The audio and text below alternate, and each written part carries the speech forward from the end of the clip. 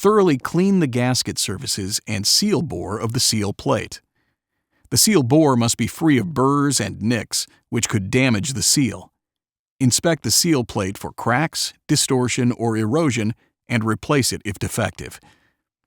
Lightly oil the seal plate O-ring and install it on the seal plate. Position the seal plate on a clean flat surface with the impeller side up. Unpack the stationary seat and element and check that the O-rings are properly installed. Apply a light coating of oil to the seal plate bore and the OD of the seal seat. Keep the sealing face dry. Position the subassembly in the seal plate bore and cover it with a clean tissue. Use your thumbs or an appropriate tool to press the seat into the bore, applying equal pressure on opposite sides of the seat until it is fully seated in the bore. Remove the tissue and inspect the seal face to ensure that it is clean and dry. If cleaning is necessary, use a clean tissue to wipe lightly in a circular pattern. When pressing seal components onto the rotor shaft, use hand pressure only.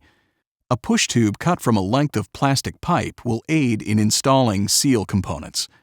The ID of the push tube should be approximately the same as the OD of the impeller shaft. Carefully position the seal plate and stationary seal components over the rotor shaft and against the intermediate.